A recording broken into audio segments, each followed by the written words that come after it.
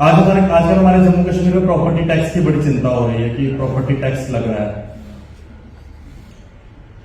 लेकिन मेरे दिमाग में एक बात थी जो अभी तक मैंने मीडिया में रखी नहीं, आज इस प्लेटफॉर्म से रखूंगा और आज के बाद ये बात मीडिया में भी रखूंगा। काश हम उस प्रॉपर्टी का भी टैक्स दे पाते जो प्रॉपर्टी हमसे छीन ली गई। आज हम उस प्रॉपर्टी के टैक्स से तो मतलब किसी को भी 200-500 रुपया देना पड़े, 1000 रुपया देना पड़े, तो बड़ी तकलीफ होती है कि अपने घर का पैसा क्यों दे टैक्स। तो हम जम्मू कश्मीर के लोग डर रहे हैं और लोगों में है कि टैक्स क्यों दे, टैक्स क्यों दे। लेकिन उस प्रॉपर्टी का क्या है जो प्रॉपर्टी आप लोगों की जला दी गई, काश आज हम उसका टैक्स दे पाते। काश मेरे भाई कश्मीरी हिंदू पंडित उस टैक्स को आज उस टैक्स को हंस के 3 गुना देते अगर उनकी प्रॉपर्टी उनके पास होती, जिसके बारे में कोई बात नहीं करता है। और मुझे लगता है कि उस प्रॉपर्टी को जल्द से जल्द आप लोगों तक वापस मिलना चाहिए। और क्यों कश्मीर छोड़कर आगे, कश्मीर से क्यों निकाल दिया गया, क्या हुआ था, क्या कश्मीरी पंडित डरपोक थे।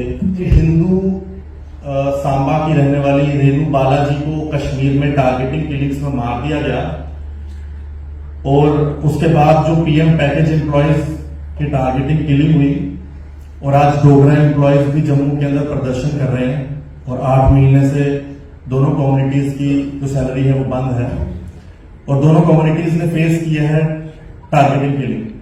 तो आज मुझे पता चला कि कश्मीरी हिंदू पंडित डरपोक नहीं थे और वो भागे नहीं थे, क्योंकि अगर ऐसा होता तो आज हमारे जो डोगरा भाई बहन है वो भी तो जम्मू आ गए छोड़कर। अगर 2022 में उनको कश्मीर छोड़ना पड़ा तो 1990 में क्या स्थिति होगी। तो जो लोग तो ये कहते हैं कि कश्मीरी हिंदू पंडित डरपोक है या वहां से भाग के आए, उनको अपना थोड़ा सा दिमाग का इलाज करवाना चाहिए। और राहुल भट्ट जी हो या फिर रेनू बालाजी हो, कश्मीर के अंदर आज भी जो हालात है वो 1990 की बनाने की कोशिश की जाती है और ये ट्रेजेडी जो है 1990 की या 89 की आज तक चलती आ रही है। इसलिए हमारे पीएम पैकेज एम्प्लॉयज मेरे भाई बहन हजारों की तादाद में जम्मू के रिलीफ कमिश्नर दफ्तर में बैठे हुए हैं और वहीं से 5-10 किलोमीटर की दूरी पर डोगरा एम्प्लॉयज भी वहां बैठे हुए हैं और दोनों की परिस्थिति एक जैसी है। और जस्टिस की मांग जहां पर डोगरा एम्प्लॉयज कर रहे हैं वहां पर कश्मीरी पंडित एम्प्लॉयज भी कर रहे हैं।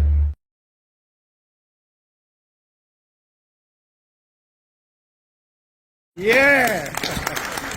Here is the lion of Jammu.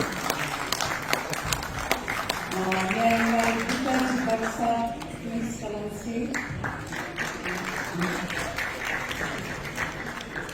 A very well-known Dogra journalist and a keen supporter of our cause, and I will introduce him again later.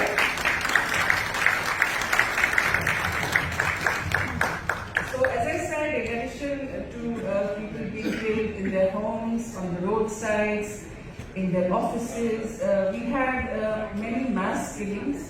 As you all know, we had the Ladimar. इसके लिए आप लोगों का साथ देना है हमारा।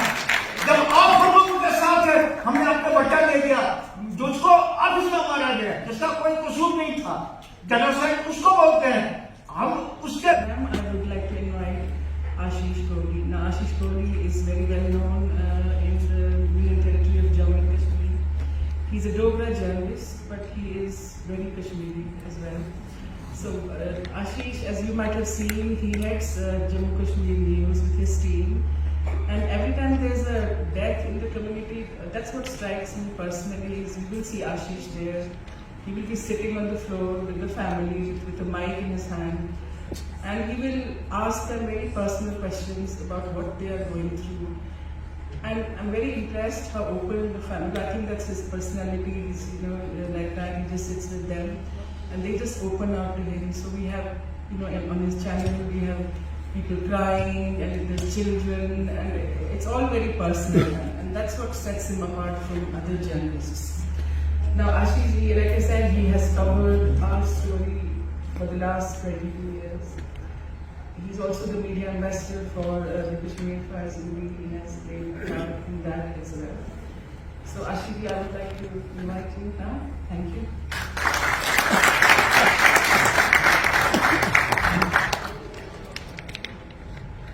धन्यवाद, राम राम, और सभी को जय मां शारदा। यहाँ पे बहुत सारे एमिनेंट लोग बैठे हैं, इंटेलेक्चुअल्स हैं, मैं उनके सामने कुछ ज्यादा बोल नहीं सकता।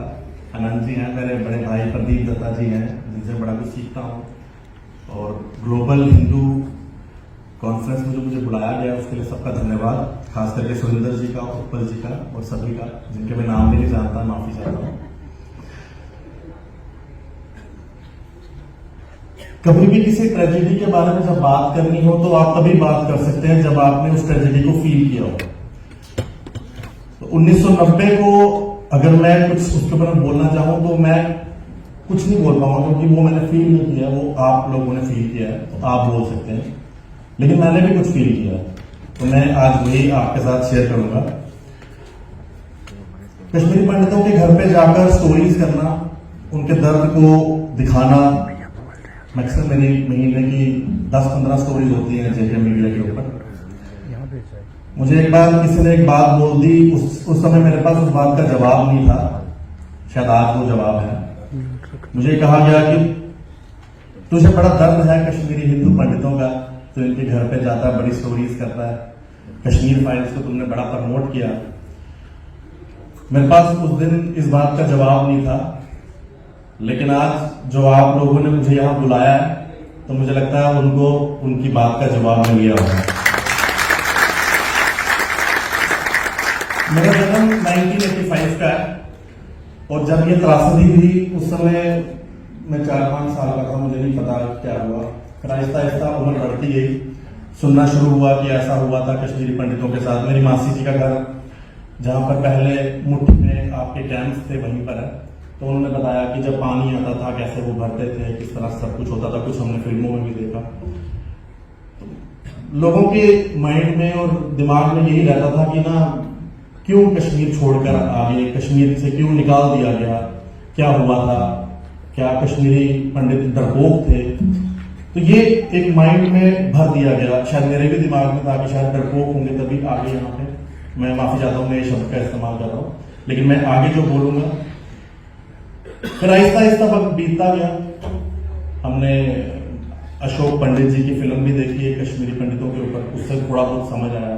फिर एक और फिल्म आई, उसका मैं ज्यादा जिक्र नहीं करूंगा, क्योंकि उसके अंदर दर्द नहीं दिखाया गया, और किसी दर्द को दिखाने के लिए आप प्रेम कहानी से दर्द को नहीं दिखा सकते, इसलिए मैं उसका नाम नहीं लूंगा। फिर कश्मीर फाइल्स आई, जिसने बड़ा कुछ लोगों के माइंड में सच दिखाया, सच सुनाया, हमें पता चला कि ऐसा कुछ हुआ होगा। लेकिन जब एक हिंदू सांबा की रहने वाली रेणु बालाजी को कश्मीर में टारगेटिंग किलिंग्स में मार दिया गया, और उसके बाद जो पीएम पैकेज एम्प्लॉयज की टारगेटिंग किलिंग हुई, और आज डोगरा एम्प्लॉयज भी जम्मू के अंदर प्रदर्शन कर रहे हैं, और 8 महीने से दोनों कम्युनिटीज की जो सैलरी है वो बंद है, और दोनों कम्युनिटीज ने फेस किया है टारगेटिंग किलिंग। तो आज मुझे पता चला कि कश्मीरी हिंदू पंडित डरपोक नहीं थे और वो भागे नहीं थे, क्योंकि अगर ऐसा होता तो आज हमारे जो डोगरा भाई बहन है वो भी तो जम्मू आ गए छोड़कर। अगर 2022 में उनको कश्मीर छोड़ना पड़ा तो 1990 में क्या स्थिति होगी। तो जो लोग तो ये कहते हैं कि कश्मीरी हिंदू पंडित डरपोक हैं या वहां से भाग के आए, उनको अपना थोड़ा सा दिमाग का इलाज करवाना चाहिए और अपने इस नैरेटिव को चेंज करना चाहिए, क्योंकि आज की स्थिति ने बता दिया है कि राहुल भट्ट जी हो या फिर रेणु बालाजी हो, कश्मीर के अंदर आज भी जो हालात है वो 1990 की बनाने की कोशिश की जाती है। आजकल हमारे जम्मू कश्मीर में प्रॉपर्टी टैक्स की बड़ी चिंता हो रही है कि प्रॉपर्टी टैक्स लग रहा है, लेकिन मेरे दिमाग में एक बात थी जो अभी तक मैंने मीडिया में रखी नहीं, आज इस प्लेटफॉर्म से रखूंगा, और आज के बाद ये बात मीडिया में भी रखूंगा। काश हम उस प्रॉपर्टी का भी टैक्स दे पाते जो प्रॉपर्टी हमसे छीन ली गई। आज हम उस प्रॉपर्टी के टैक्स से तो मतलब किसी को भी 200-500 रुपया देना पड़े, 1000 रुपया देना पड़े, तो बड़ी तकलीफ होती है कि अपने घर का पैसा क्यों दे टैक्स। तो हम जम्मू कश्मीर के लोग डर रहे हैं, और लोगों में है कि टैक्स क्यों है, टैक्स क्यों है। लेकिन उस प्रॉपर्टी का क्या है, जो प्रॉपर्टी आप लोगों की जला दी गई, काश आज हम उसका टैक्स दे पाते। काश मेरे भाई कश्मीरी हिंदू पंडित उस टैक्स को आज उस टैक्स को हंस के 3 गुना देते अगर उनकी प्रॉपर्टी उनके पास होती, जिसके बारे में कोई बात नहीं करता है। और मुझे लगता है कि उस प्रॉपर्टी को जल्द से जल्द आप लोगों तक वापस मिलना चाहिए और हंस के हम प्रॉपर्टी टैक्स भी देंगे। जब वो प्रॉपर्टी हमारे लिए छीन ली गई थी, हमें वापस मिल जाती। मैं कुछ यही 2-4 बातें करने आया था। और ये ट्रेजेडी जो है 1990 की या 89 की आज तक चलती आ रही है। इसलिए हमारे पीएम पैकेज एम्प्लॉयज, मेरे भाई बहन हजारों की तादाद में जम्मू के रिलीफ कमिश्नर दफ्तर में बैठे हुए हैं और वहीं से 5-10 किलोमीटर की दूरी पर डोगरा एम्प्लॉयज भी वहां बैठे हुए हैं और दोनों की परिस्थिति एक जैसी है। और जस्टिस की मांग जहां पर डोगरा एम्प्लॉयज कर रहे हैं, वहां पर कश्मीरी पंडित एम्प्लॉयज भी कर रहे हैं। अभी कुछ दिन पहले एक और फरमान जारी किया हमारी जेएनके गवर्नमेंट ने। वो ये कहा कि अगर कोई सोशल मीडिया पर एम्प्लॉय लिखता है तो उसकी नौकरी जा सकती है, उसके ऊपर कार्रवाई हो सकती है। ये फरमान तब जारी नहीं हुए जब ओपनली कश्मीर से, मैं बिल्कुल भी इस बात से बोलने से पहले हिचकूंगा नहीं, कश्मीर से ISIS के झंडे फेसबुक पे लगाए जाते थे और पाकिस्तान के नारे लगाए जाते थे। तब ये कभी भी कानून या ऐसे फरमान जारी नहीं हुए। जब आज हमारे पीएम पैकेज एम्प्लॉयज ने एक हैशटैग दिया, रिलोकेशन ओनली सोल्यूशन, और उस हैशटैग में इतनी पावर थी कि उसने एडमिनिस्ट्रेशन को यह बोलने में मजबूर कर दिया कि आपने ये हैशटैग यूज किया तो आपकी नौकरी जा सकती है।